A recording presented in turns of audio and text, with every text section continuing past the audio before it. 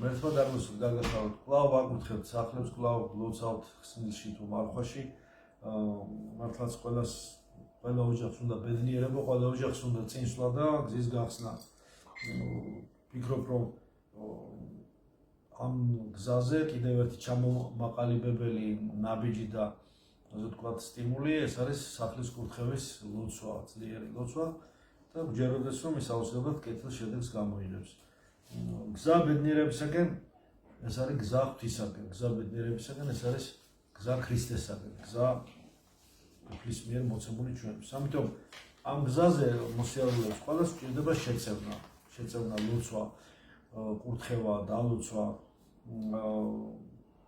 რაც ცოტას ვილოცებთ მაგლის ცოტა მოვა რაც მეც ვილოცებთ მაგლის მეტი მოვა ხო რაც ვთქვათ მცირე სიყვარული გვექნება საპასუხოდაც სიყვარული სინამდვილისაგან და რეალობისგან სიყვარული ასევე მცირე შემოვა რაც მეტი სიყვარული გვექნება და ვივარჯიშოთ მეტად სიყვარულში მით უფრო მეტი სიყვარული და მეტი პასუხი იქნება სინამდვილისაგან რეალობისგან ამიტომ ეს გზა ღვთის გზა ბედნიერებისაგან ეს ესეთი ხიდივით არის რომელზეც უნდა გადავიდეთ და არა მარტო ჩვენ უნდა ვიაროთ ამ ხიდზე არამედ შევეწიოთ სხვა ადამიანებსაც ვისაც უჭირს ამ ხიდზე გადასვლა რომ მათაც შევმსუბუქოთ ამ ჯვარკვირთულობითი პროცესი ხოლმე მხოლოდ მოწმუნე ადამიანს შეუძლია ეს აღასრულოს მოწმუნე ადამიანი თვითონ საშვებია და ჩვენ ვლოცულობთ მათთვისაც ხო დილის ლოცვებში გახსოვთ არის საღამოს ლოცვებშიც არის საერთოდ ლოცვებში რომ მოწმუნეც რომ მოიქცეს და მოწმუნე გახდეს ამიტომ ეს ცხოვრება არის ჩვენი წარსულიდან გამოსული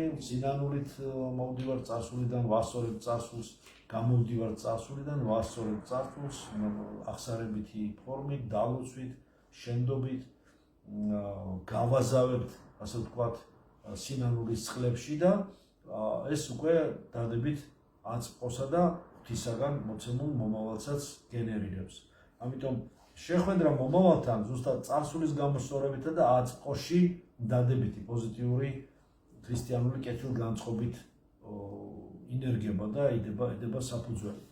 ძალიან ბევრია ხილული თუ ხილავი წინააღმდეგობა ამ გზაზე ხშირად გვიწევს ჩვენ შეხება იმ ნეგატიურ ძალებთან, რომელთა ზუსტი გარჩევა ზოგჯერ ვერ ვახერხებთ ხოლმე, რომელთა რა არის მარჯვენა, რა არის მარცხენა, რა საზღვრებს ვაწყდებით ჩვენ ხშირად გვიჭირს, იმიტომ რომ ხილული და უხილავი ერთმანეთში ისე არის გადახლართული და უხილავი ისე არის ხილულის უკან და ხილული ისე არის უხილავის გამოვლენა, რომ ამის გარჩევა თუ ადამიანი ნაწმთობი არ არის ლოცვაში, ღვთისადმი მადლობაში, ზიარებით გამოცდილი არ არის სულიერ ცხოვრებაში, ეკლესიურ ცხოვრებაში, გაუჭირდება მას. ამიტომ ამბობთ, სახლის კურთხევა ეწევა, რომ ის სახლიც მისი სულიერი ატმოსფეროს ვთქვათ იყოს განწმენდილი და ადვილად გაარჩიოს რა იყო ნეგატივი, რა იყო დადებითი, რა ის ნეგატივი გაშორდეს, გავიდეს, დაპატარავდეს, ასე ვთქვათ, სულიად თუ არ გაქრება რაც თავისი მინიმალური ადგილი დაიჭიროს პედაგოგიური ასე ვთქვათ განზრახვით. ესეც ალბათ საჭირო, ამაზეც უნდა ვმადლობდეთ ღმერთს და დადებითი და კარგი რაც არის ის გაფართოვდეს და სულიად მთელი ჩვენი სულიერი საცხოვრებელიც და ხორციელი ბინაც, სადაც ვცხოვრობ ფიზიკურად, მატერიალურ სამყაროში ვცხოვრობ, ისიც იმაშიც დავანდეს და დამყუდროთ ისე ვთქვათ, იყოს ეგზისტენცია ამისა. ამიტომ თავად ჩვენ საკურთხებელი არა ვართ. ჩვენს ტაძარი ღვთისა უნდა ვიყოთ. როგორ უნდა ვეკურთხოთ? სანამ სახლს ვაკურთხებთ, რა თქმა უნდა, აუცილებელია ჩვენ ვეკურთხოთ თვითონ. დათვლობაში გასაგებია ნათლობის საიდუმლო გვეცა და პირველი ნაბიჯი გადავდით, მაგრამ იმის შემდეგ თუ ჩვენ არ გვაქვს ნათქვამი აღსარება, საერთოდ ვამბობ ხამ ოჯახზე, რომ საერთოდ თუ ჩვენ არ გვაქვს აღსარება ნათქვამი, თუ ჩვენ თვითონ არ ვართ ნაკურთხი, გაგებით რომ ნალოცი, დალოცვილი მოვრის მიერ ზიარებით პირველ რიგში ქრისტესის ხორცის მიღებით არ გვაქვს შესიზღვრცებული ეს ღვთაებრივი კურთხევა. მაშინ და გამოვა. კი აღესრულება სახლის კურთხევას, მაგრამ მაინც სრული მთელი პლერონი, მთელი სისავსით არ შევა. იქ ასე ვთქვათ, სრულიად არ შეისიზღვრცება ის მადლი, რომელიც რატომ? ეს იგულისხმება, მაგრამ რა თქმა უნდა, შენც უნდა ეკურთხო, შენც უნდა ეზიარო, შენც უნდა მით უმეტეს ახლა მარხვა აყო, მეტრებაუნობის და აი ამ მარხვაში შეისიზღვრცო მაქსიმალურად ხშირად ეზიარო. მადლი უფლისაფრისა და მაწყობის ჩვენს იესო ქრისტესი და მერე უკვე ის ოჯახის ის ადგილი, სადაც ჩვენ იმყოფები და სახლის არს ვიმეორებ, არც ავეჯიქმის, არც ჭერი, არც მხოლოდ კედლები და იატაკი, ხომ სახლის არს რა ქმნის? მასში მაცხოვრებელი ადამიანების სულიერი აურა და განწყობილება. ნუ სიტყვა აურა ეხლა ეს არაფერი კულტური არ არის ამაში ხო? ასე ყველაფერი შეიძლება ყველა ტერმინი უკუღმა და წავმა გამოიყენო. ამიტომ სულიერი ატმოსფეროები გულისხმობთ, სულიერი მენტალური სივრცე გულისხმობთ. აი ეს ამიტომ ის სულიერი მსხვერპლი, რასაც ჩვენ მიღებთ ღვთის მიმართ, რასაც მე შევწირავთ უფალს, სიყვარულს, დროს, ლოცვით-ღვაწს, ძალისხმევას, ასმაგი მოვა. თუ არ მოვა, არ დაიკარგება ის. ვისთანაც საჭირო მივა იმას. თორე დაგებრუნდება, გაათმაგებული იქნება თუ გაასმაგებული არ ვიცი რამდენი რაოდენობრივი. ამიტომ ვეცადოთ რომ გავმთლიანდეთ.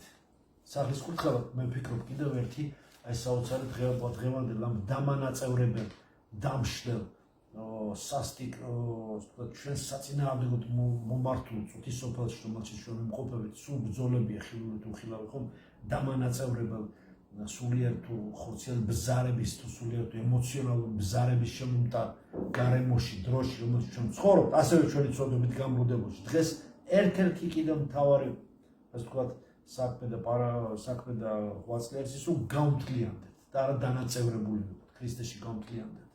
ამისაც ეს ერთადერთი გზა მართლმადიდებელი ეკლესიისა, ეს არის ყოველივეს შეყვარება, ყოველივეს გლობალური სიყვარულით მიღება. ყველაფერზე მადლობის თქმა შეგვიძლია ჩვენ, ეს შეუძლებელი არ არის. ყველაფერზე მუდმივად ლოცვა და მადლობის თქმა და უწყვეტი ასე ვთქვათ, მადლობის მდგომარეობაში და ლოცვის მდგომარეობაში ყოფნა. და ეს უკვე თუ ესე მოიქცევით, ეს იმეტყველებს იმაზე, რომ ჩვენ სწორად და მართლად ვიქცევით. მინდა ეს გისურვებდა ყოველთვის ვეცადოთ, რომ ღვთის ნება გამოვარჩიოთ, ღვთის ნებას მივყვეთ. ბანალურია ეს რუტინა ამ ცხოვრების, ბანალურია ძალიან ეს ყოველდღიური რუტინა, დამღლელი და გამცვეთი არის ადამიანის სულიერობისა.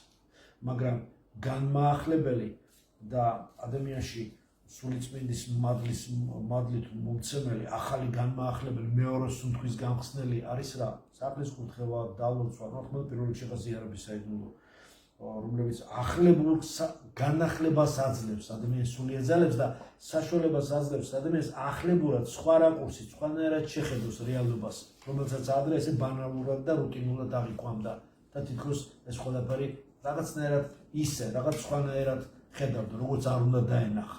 მაგრამ ამ მოვლენების რეალური არსი მხოლოდ ადამიანს მაშინ ეძლევა მათი დანახვის ხელოვნება, რეალობის დანახვის, რეალობის რო ჭეშმარიტად როგორიც ის არის დანახვის ხელოვნება არის რა, რომ შენ განიწმინდო შენი გონება, განწმინდო შენი ასკეზით, აი ხმა მარხვითა და ლოცვით, შენი გული განწმინდო, მთელი შენი შემეცნების ორგანოები განწმინდო, განთავისუფლდე, ფუნდამენტალურად განთავისუფლდე იმ ნეგატივისაგან, რაც შენ გაბურ ბორკილებს გივლენს, რაც შენ ბალასტს გივლენს, რაც შენ გამძიმებს, გაჯაჭვებს, კრავს, სულიერად გზას გიკეტავს.